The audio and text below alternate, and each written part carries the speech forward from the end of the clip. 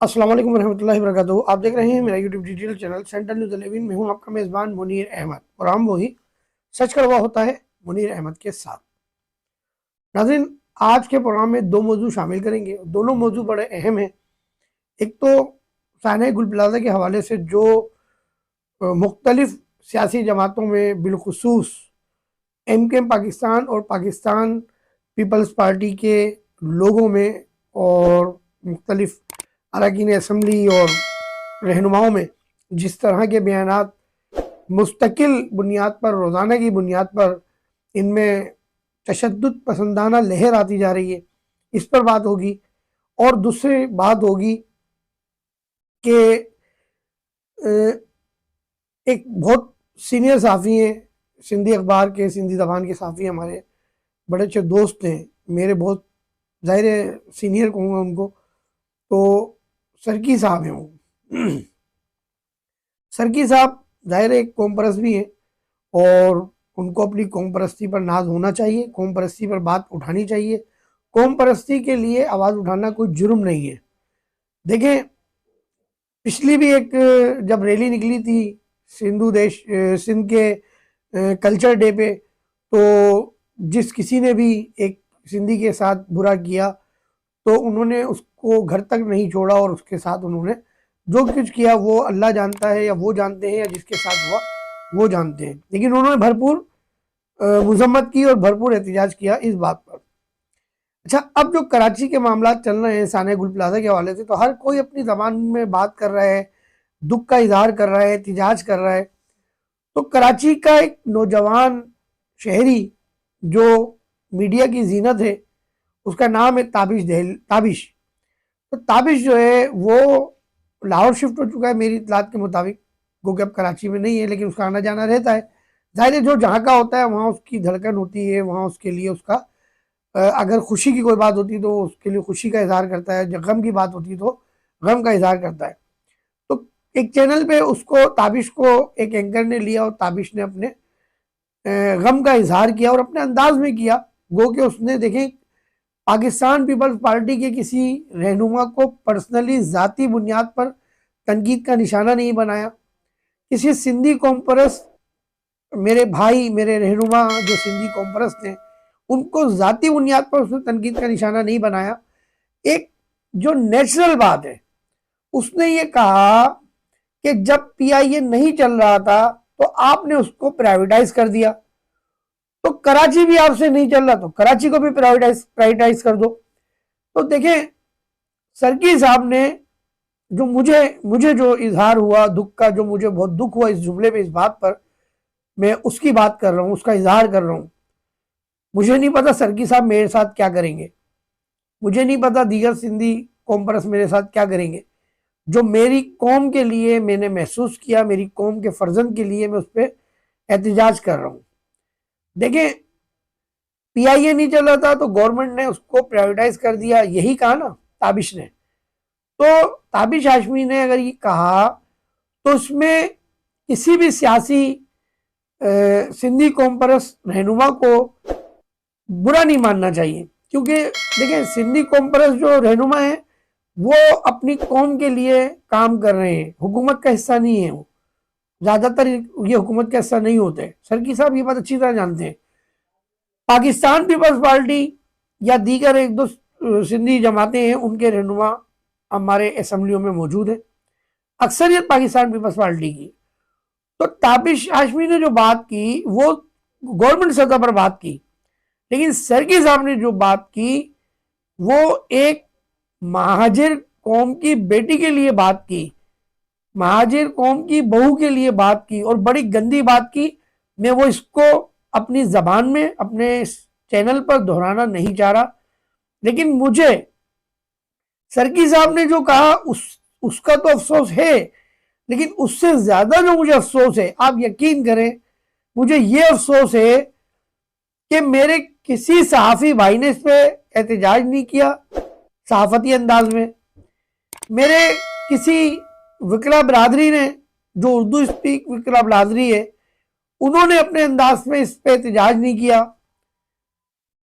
Muhajir Urdu बोलने वाली जो जमातें हैं उन्होंने इस बात पर एहतजाज नहीं किया, वो अपने अपनी फाइटिंग में लगे हुए हैं।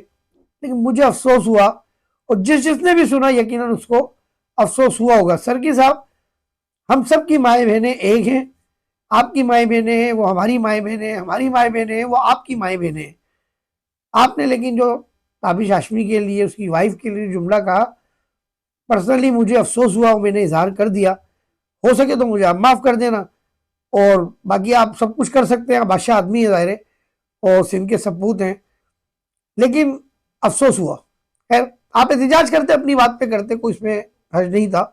और ये बात आप अच्छी तरह जानते हैं सर्की साहब, यह बात आप अच्छी तरह जानते हैं कि पाकिस्तान पीपल्स पार्टी के जो काम हैं वो कैसे हैं, ये बात आप अच्छी तरह जानते हैं। इस पर आप यकीनन, मैं समझता हूँ, कंप्रोमाइज़ नहीं करेंगे, क्योंकि आप भी सिंध में रहते हैं। मेरे शहर कराची में, आपके शहर कराची में बहुत काम होते हैं, बनिस्बत ये कि सिंध की अंदरूनी गलियों, अंदरूनी गांव गोठों में, ये बात आप अच्छी तरह जानते हैं। लेकिन वहां से आवाज़ उठ नहीं सकती, क्योंकि वहां वाकई ही वडेरा शाही है। अगला मौजूद पे आता हूँ। पाकिस्तान पीपल्स पार्टी बिलखुसूस और एमकेएम पाकिस्तान के अरकान असम्बली और दीगर रहनुमा बहुत ज़्यादा जो है एक दूसरे पर इल्ज़ाम लगा रहे हैं और बातें कर रहे हैं, और होनी भी चाहिए, क्योंकि जाहिर है इतना अरसा हो गया पाकिस्तान पीपल्स पार्टी ने क्या नतीजा दिया कराची को। मैं ज़्यादा बात नहीं करूँगा। बात हो रही थी गोगा की, जो एमकेएम का सेकंड चीफ सिक्योरिटी इंचार्ज था, वो बॉडीगार्ड नहीं था। कादिर पटेल साहब की मैं थोड़ी सी बात में कलेक्शन कर दूं कि कादिर पटेल साहब वो बॉडीगार्ड नहीं था, वो चीफ सिक्योरिटी इंचार्ज था। बॉडीगार्ड जो था वो था बाली। बाली अजीजाबाद की आसपास की या उसी गली में रहता था जहां बानी एमकेएम का घर था, वो था बॉडीगार्ड। जो गोगा था, महमूद उर्फ गोगा, ये जो है सेकंड चीफ सिक्योरिटी ऑफिसर था, और ये उस वक्त चीफ सिक्योरिटी ऑफिसर बना जब 90 अजीजाबाद की तमाम गलियों में और इतराफ की गलियों में लोहे के बड़े बड़े आईनी दरवाजे लगाए गए। तो जाहिर है उसको संभालने के लिए एक सिस्टम बनना चाहिए था, तो उसमें गोगा को सेलेक्ट किया गया। जब 88 आया और बानी एमकेएम ने गद्दारी की कुछ बू महसूस की, तो उन्होंने शहर भर के यूनिटों से, सेक्टर से कहा और जोन से कहा कि वो लड़के, वो कारकुनान की लिस्ट फराहम की जाए जो नज़्म व ज़ब्त की खिलाफ वर्जी करते हैं। उस पर जो है कई लड़कों के नाम है, उसमें गोगा, महमूद उर्फ गोगा का नाम भी आया। और महमूद उर्फ गोगा के बारे में ये इत्तलात भी उस वक्त फैल नहीं थी कि एक मशहूर अलकरम की कोई डकैती थी या कहीं की डकैती थी, उसमें भी जो है महमूद उर्फ उमर गोगा ने जो है वो काम किया था। तो ये भी इल्ज़ाम इसके सर था। बाकी नशे वशे का तो खैर उसके ऊपर था इल्ज़ाम। तो इसको, इस बुनियाद पर जो है गोगा को पार्टी से खारिज किया गया था। ये मैं 88 की बात बता रहा हूँ, ठीक है। क्या 88 में ये गुल प्लाजा बना था? क्या 88 में एमकेएम इतनी पावरफुल आ गई थी कि गुल प्लाजा के मामले में इन्वॉल्व हो जाती? कादिर पटेल साहब, वजीर आला सिंध साहब, और हमारे बहुत अच्छे मेयर बैरिस्टर जनाब मुर्तजा वहाब साहब, मैं ज्यादा लंबी चौड़ी बात नहीं कर रहा, मैं आपको सिर्फ और सिर्फ 2013 से लेकर 2026 तक की आप अप्रूवलें देखें कि शहर कराची में हाई राइज कितनी अप्रूवलें हुई हैं। फिर शहर कराची को मुख्तलिफ टाउन में कंक्रीट का जंगल बगैर नक्शे के किसने बनाया। फिर ये देखें कि सिंध बिल्डिंग कंट्रोल अथॉरिटी शहर कराची में, मैं किसी के खिलाफ नहीं हूं, सब मेरे भाई हैं, सिंधी मेरे भाई हैं, पंजाबी मेरे भाई हैं, सब मेरे भाई हैं, जो पाकिस्तानी है मेरे भाई हैं। लेकिन मैं ये बात कह रहा हूं कि जो ये कराची शहर है, यहां सिंध बिल्डिंग कंट्रोल अथॉरिटी में उन मेरे सिंधी भाइयों को लाया गया जो कराची की किसी गली से वाकिफ नहीं है। उन्होंने प्राइवेट बीटर आज तक रखे हुए हैं। प्राइवेट बीटर कौन रखे हुए हैं? वो हमारे कराची के लोगों को रखा हुआ है उन्होंने। और जितनी भी इमारतें इस वक्त कंक्रीट का जंगल बनी है पूरे कराची में, आप नोट करें, उठाएं, सर्वे करें और वो देखें कि 2012 और 13 के बाद से बनी है या वो 2012 और 13 से पहले से बनी है। आप ये चेक कर सकते हैं। ये तो मैं बात कर रहा हूं सिंध बिल्डिंग कंट्रोल अथॉरिटी की। फिर एक इल्जाम आप लगाते हैं कि बल्दिया फैक्ट्री के मामला कोर्ट के जरिए, अदालत के जरिए हल हो चुके हैं एक तरीके से, उस पर बार बार बात करना आप लोगों को जेब नहीं देता।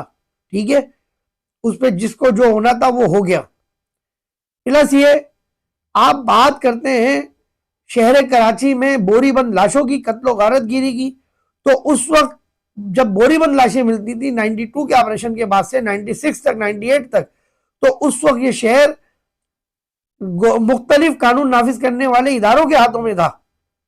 और एमकेएम पाकिस्तान, जिसे अब एमकेएम पाकिस्तान कहा जाता है, उस वक्त मुत्तहिदा कौमी मूवमेंट पाकिस्तान थी वो, तो मुत्तहिदा कौमी मूवमेंट पाकिस्तान के कारकुनान रूपोश थे। ये एक बात किसी से ढकी छुपी नहीं है। और मुत्तहिदा कौमी मूवमेंट पाकिस्तान के कारकुनों की भी लाशें बोरीबंद मिलती थी।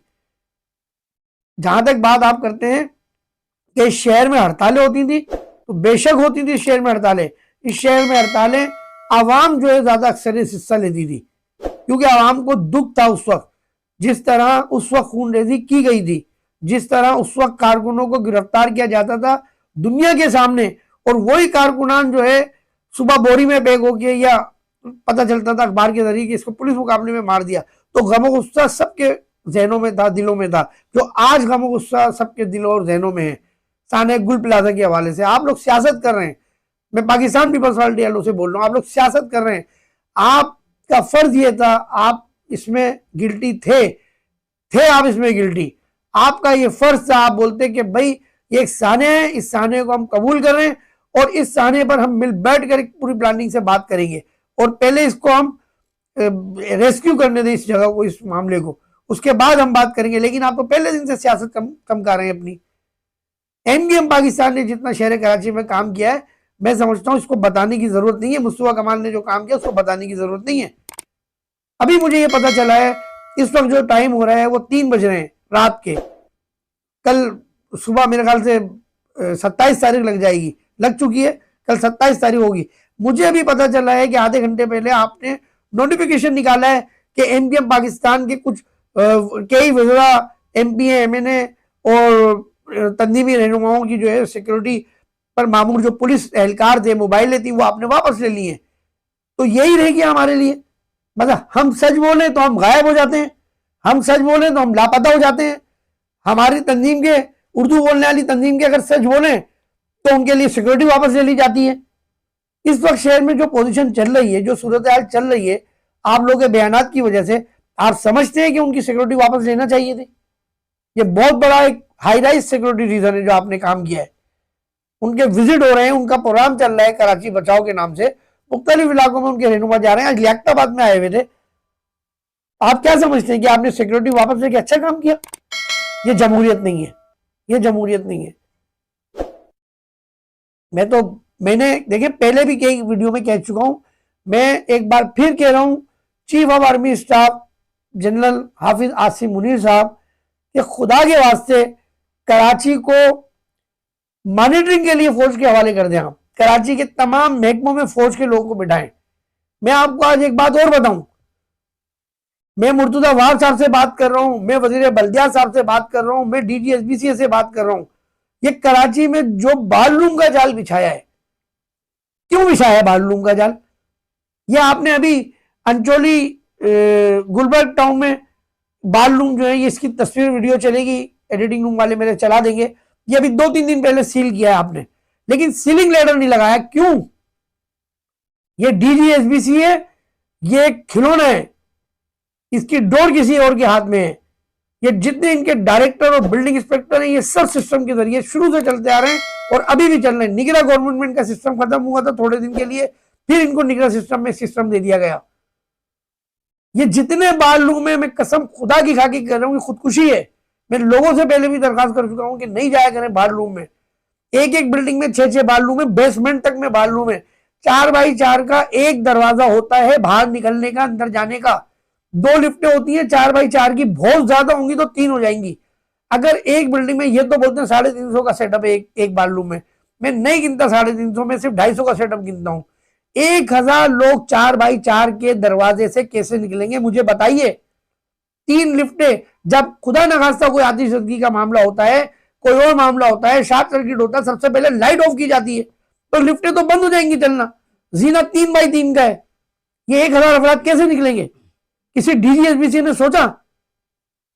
और ये बाथरूम के कोई नक्शे पास नहीं है, मैं आपको गारंटी से बोल रहा हूं। चेक कराएं वजीर बल्दियात साहब, चेक कराएं आप, इतना बाथरूम, मैं लेटर लिख लूंगा आप लोगों को, मैंने अपने अखबार में खबर लगाई है, मेरे अखबार का की कटिंग की इसमें चल जाएगी एडिटिंग में वो, और अखबार भी दिखा दिया जाएगा आपको जिस अखबार में मैंने लगाई है। शहर कराची को एक ईमानदाराना तरीके से, मैं नहीं बोलता किसी की गवर्नमेंट को खत्म किया जाए, मैं नहीं कहता पाकिस्तान पीपल्स पार्टी को खत्म नहीं किया जा सकता, मैं ये बैठ के बात बोल रहा हूं। एमकेएम बनी, 92 में ऑपरेशन हुआ, नहीं खत्म किया जा सका। पाकिस्तान पीपल्स पार्टी थी, भुट्टो शहीद के बाद बहुत अजाब आया, बहुत उनके ऊपर क्राइसिस आए, आजमाइशें आई, नहीं खत्म हुई। कोई जमात खत्म नहीं हो सकती, जिसका एक दफा कोई वर्कर बन गया तो वो फिर उसके लिए काम करता है। पाकिस्तान पीपल्स पार्टी नहीं खत्म हुई, मुस्लिम लीग फैक्शन नहीं खत्म हुई आज तक, एमकेएम पाकिस्तान मुत्तहिदा कौम बानी एमकेएम की एमकेएम खत्म नहीं हुई, पीएसपी थी, पीएसपी एमकेएम में जम हो गई, ये एमकेएम पाकिस्तान जो मौजूदा है ये खत्म नहीं हो सकी आज तक। कोई जमात खत्म नहीं हो सकती, मैं गारंटी से बोल रहा हूं। खुदा के वास्ते कराची के लिए आप एक हो जाओ। अगर कराची से कोई जर्रा बराबर भी हमदर्द है ना, और कराची के लोगों से सब मिलके एक जगह बैठे, सब मिलके अपनी अपनी बातें करें, अपने मशवरे दें, जो कराची के अवाम के लिए, जो कराची की तरक्की के लिए बेहतर है, आप उस पर काम करें और मिलकर काम करें। अरे मैं बोलता हूं कि आप सब कराची के बेटे हो भाई, चाहे पीपल्स पार्टी वालों के एमएनए एमपी हो, चाहे वो जमात के हो, चाहे वो किसी भी पार्टी के हो, एमकेएम पाकिस्तान के हो, ये आप सब एक मिसाल के तौर पे कराची के बेटे हो। कोई घर में अगर फागे हो रहे हो ना, और उसके घर वाले कपड़े सही नहीं पहन रहे हो, उसके घर के हालात सही नहीं हो, और उसके घर के 6 बेटे हो, तो लोग थू करते हैं, उस पर लानत भेजते हैं कि यार ये जवान बेटे हैं, ये क्या नौकरियां नहीं करते, क्या ये कमाते नहीं है? इस घर की और घर वालों की क्या हालत हुई है? नहीं यार, ये तो हजारों रुपए महीना तनख्वाह कमाता है एक लड़का, इनका 2-2.5 लाख रुपए इनके घर में आते हैं, तो उतना यार फिर लानत है ऐसे पैसे पे। वही मिसाल हमारे कराची के लिए, मैं किसी के लिए बुरा नहीं कह रहा, आप सब कराची के बेटे हो, कराची को अपना समझो। कराची है तो पाकिस्तान है, और पाकिस्तान है अल्लाह करे ताकि क़यामत रहे तो हम सब हैं। जनरल आसिम मुनीर साहब को कोई फैसला लेना चाहिए। अब मैं नहीं कह रहा कि पाकिस्तान पीपल्स पार्टी की गवर्नमेंट खत्म की जाए, लेकिन हर इदारों में एक एक आर्मी ऑफिसर बिठाया जाए, और उनके साथ आर्मी ऐलान करे, आर्मी अखबारों में इश्तिहार दे हर डिपार्टमेंट के हवाले से कि हमें इस हवाले से जॉब दरकार है। जैसे सिंध बिल्डिंग कंट्रोल अथॉरिटी है, आप अखबार में इश्तिहार, आर्मी इश्तिहार दे कि हमारे को 20 टेक्निकल इंजीनियर, आर्किटेक्चर इंजीनियर दरकार है। क्योंकि नहीं पता होगा फौज को भी ये मामला, लेकिन वो जो न्यू अपॉइंट होंगे वो फौज की रहनुमाई करेंगे, वो फौज के अंडर में काम करेंगे। इसी तरह मेडिकल के हवाले से इश्तिहार दिए जाए, वहां आर्मी का एक रिटायर्ड या ऑन ड्यूटी अफसर बैठा हो, वो मेडिकल के जो शोबे से वाबस्ता होंगे वो वहां देखेंगे। हर शोबा कंट्रोल हो सकता है, आप आर्मी के अंडर में दे दें एक एक डिपार्टमेंट को। अपना बहुत ख्याल रखिएगा। और फिर एक बार मैं कहता हूँ, सरकी साहब सबकी माएँ बहनें एक हैं। मुझे बुरा लगा इसलिए मैंने कहा, आप भी सीनियर साफी हैं, मोस्ट सीनियर हैं आप मेरे लिए, लेकिन मुझे बुरा लगा तो मैंने आपको कहा। अपना बहुत ख्याल रखें, दुआ करें पाकिस्तान तक क़यामत सलामत रहे। पाकिस्तान की तमाम इदारे, फौज, रेंजर्स, पुलिस, इंटेलिजेंस इदारे, उनके अफसरान, उनके जवान, उनके मुलाजमीन, हम सबको अल्लाह अपनी अमान में रखे। कैमरा मैन नरेश अब्बासी के साथ Sunday news digital YouTube channel से मुनीर अहमद को इजाजत दीजिए। अस्सलाम वालेकुम वरहमतुल्लाहि वबरकातुहू।